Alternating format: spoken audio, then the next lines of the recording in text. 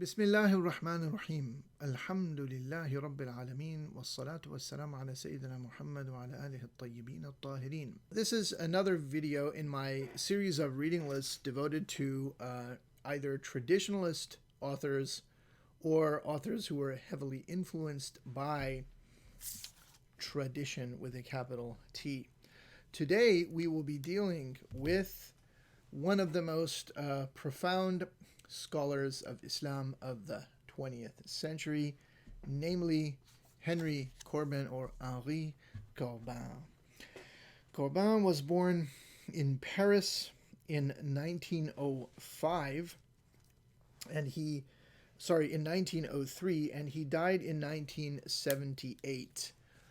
He was an extremely prolific scholar of Islamic studies, especially Islamic philosophy, and especially the study of Shiite thought, Shiite philosophy, and spirituality.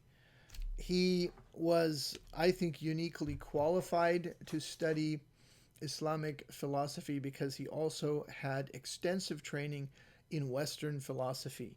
Indeed, he spent a number of years studying with one of the most important philosophers of the 20th century, namely Martin Heidegger, and he translated Heidegger's Was ist Metaphysik directly from the German into French. So Corbin was a linguistic polymath as well, like Izutsu. He didn't know as many languages as Izutsu. If you haven't seen my video on Toshihiko Izutsu, please do watch that as well. And of course, he was he was a scholar of Arabic and Persian as well, which are the absolutely fundamental, excuse me, to the study of Islamic philosophy. He studied these subjects, namely the subjects associated with what in France would be known as, Islamology, or what in German would be Islamwissenschaft, Oriental studies, Islamic studies. He studied with the famous French Orientalist Catholic Louis Massignon, who is very well known for his massive, and some might even say overly erudite, study devoted to Al-Hussein ibn Mansur al-Hallaj, which La Passion de l'Hallaj first appeared in 1922, and the English translation in 4 volumes by his student, what's his name? I think Herbert Mason. In any case, Corbin studied with him, and it was Izutsu, not Izutsu, what am I saying? It was Massignon, who introduced Corbin to Suhrawardi, Shihabuddin al-Suhrawardi al-Maqtul, who is an extremely important thinker, extremely important figure in the history of Islamic philosophy. And Massignon, as the story goes, presented Corbin with a lithographed edition of Suhrawardi's Hikmatul Ishraq, the wisdom of illumination, with the glosses of none other than Mullah Sadruddin al-Shirazi, who represents the great culmination and high watermark of metaphysical thought in Islam. This started Corbin on a journey to further understand Islamic philosophy. Toward this end, he went to Istanbul. Now, you have to remember, this is 1939. Most of these books have not been, most of the sources on the subject are not readily available. Many of them remain in manuscript. And this is why he went to Istanbul. Istanbul has, to this day, the richest collection of Islamic manuscripts in Arabic, in Persian, in Ottoman Turkish, in Çağatay. There's even things from the Byzantine period in the libraries in Istanbul in Greek. In fact, I wish that I could just spend the rest of my days living in Istanbul and just studying manuscripts there. Indeed, I did have the opportunity when I was teaching at the American University in Cairo, where I was for about 7 years. I spent about 5 summers in Istanbul doing that. So Corbin was lucky in one way and unlucky in another. He arrived there in 1939 on the eve of the Second World War, And because of the war and his nationality and the circumstances at that time, he was stranded there for the duration of the war. So in that way, it's unfortunate. He was isolated, from his land of his birth, but he was there with his wife, and they lived there for 6 years. And the advantage was that he immersed himself in the study of Islamic manuscripts. And so the result of that was that Corbin brought out the first critical editions based really on surviving manuscript witnesses of the works of Shīʿah Suhrawardi, and they remain in print. They've been reprinted over and over again. So he's extremely significant in that regard. He edited other works as well, but we're going to just look at his studies in the English language. Of course, he wrote in French, but these are translations. So I think that one of the most significant works of Corbin is his study of the Sufism of Muhyiddin ibn al-Arabi, creative imagination in the Sufism of Ibn al-Arabi.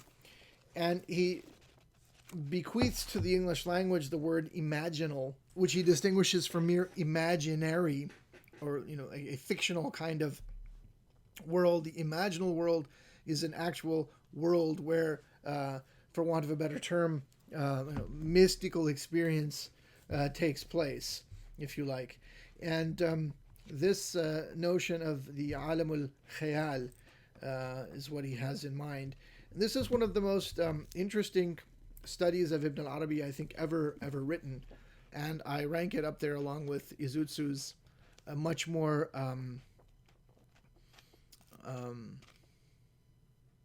philologically based study of Ibn al-Arabi in Sufism and Taoism. But this is a fascinating work, and there's really no way to sum it up. Yeah, so I think this is probably one of the most penetrating studies of the doctrine and teachings of Muhyiddin ibn Arabi. There's no way to really summarize it in a few words, but he looks at the concept of tajalli, that is to say the self-revelation or theophany of God, and how this is reflected in the human being and in the human heart and in the experience of invocatory prayer. But it is a sophisticated book and has to be read carefully. Another book, which I think is an extremely significant contribution by Corbin, is his study of Avicenna, entitled Avicenna and the Visionary Recital.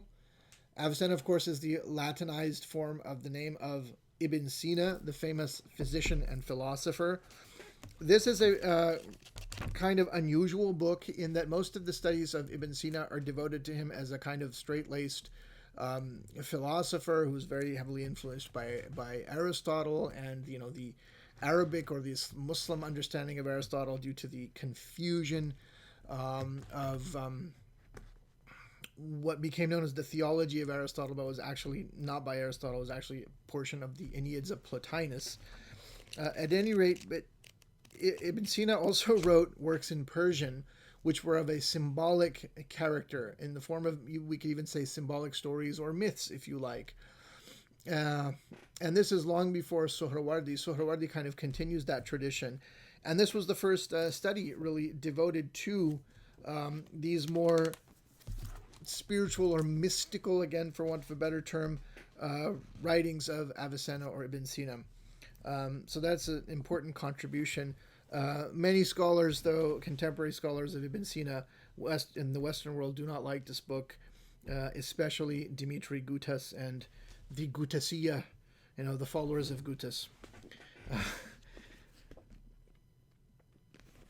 So another important work of Corbin is his Temple and Contemplation.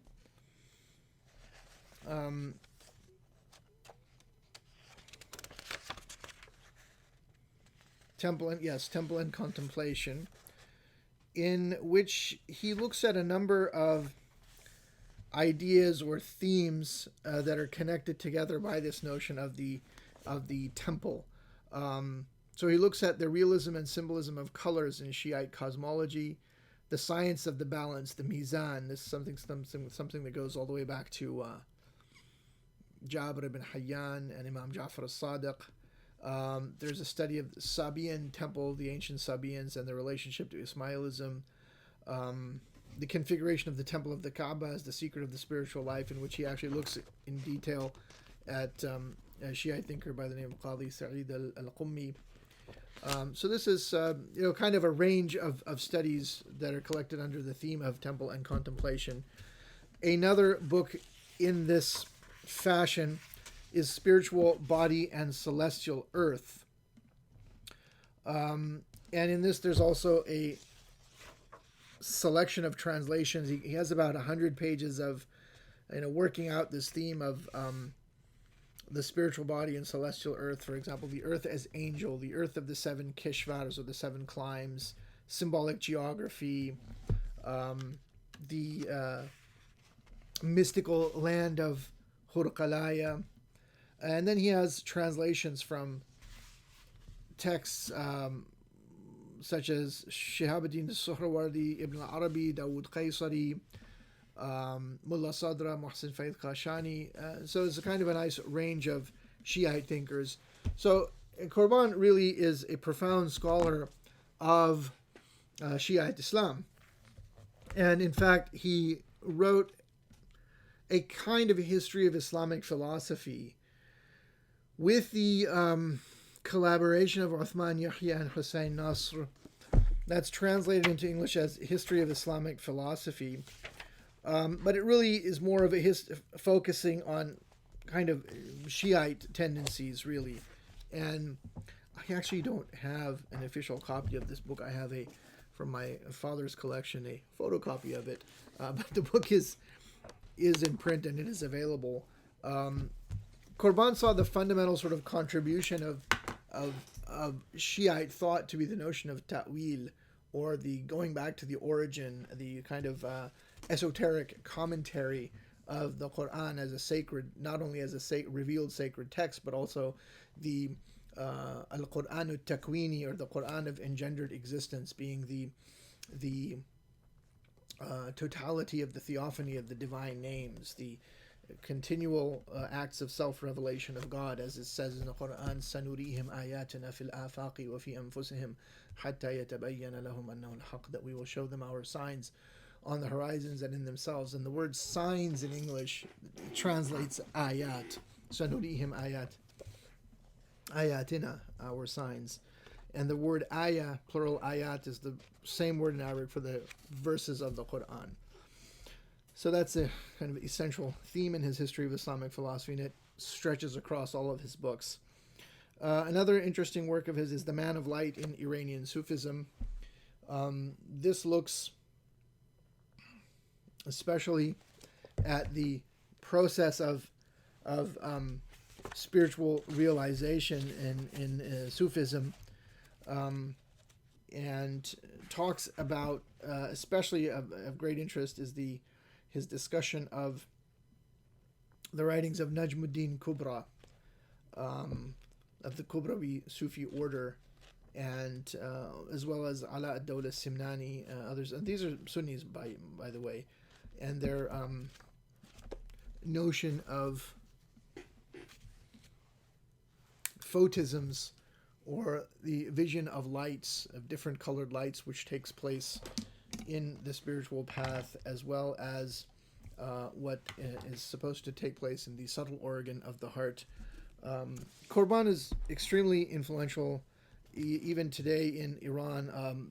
Just by way of example, some of his books have been translated into Persian. So, for example, Spiritual Body and Celestial Earth is translated into Persian here as Arz-e Malakut.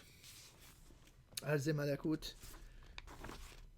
So this is a translation into Persian of that work by Sayyid Ziauddin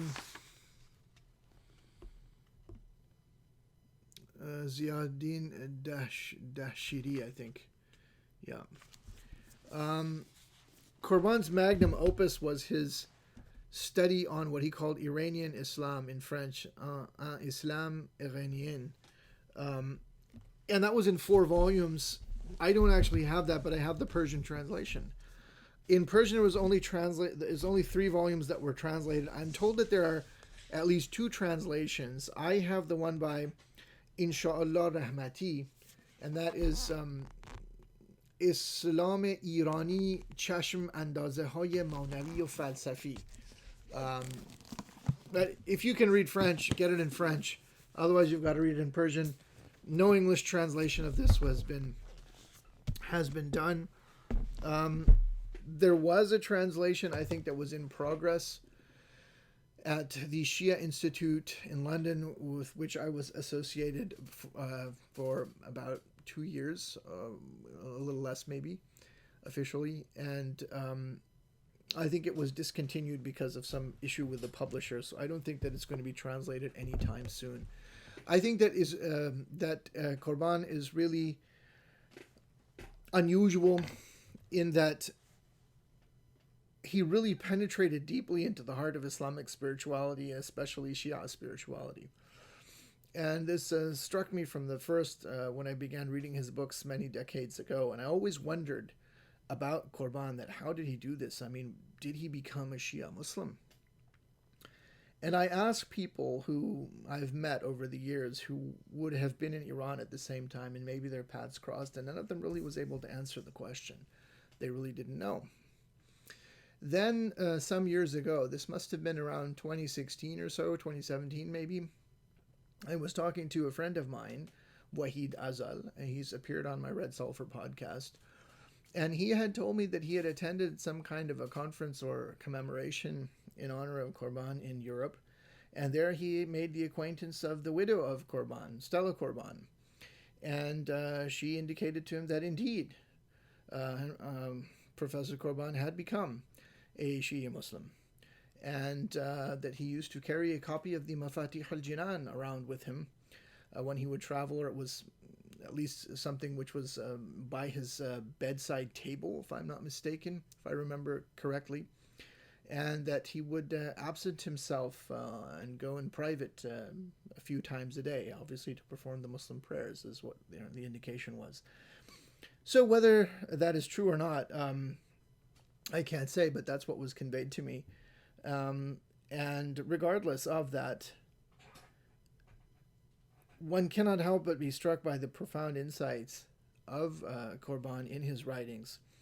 Now, I should say that he's not very accessible. He's a difficult, his books are difficult, but they are well worth the effort. And if you are seriously interested in Islamic philosophy, especially in Shi'i thought, then you cannot not read Corbin. Thank you for watching.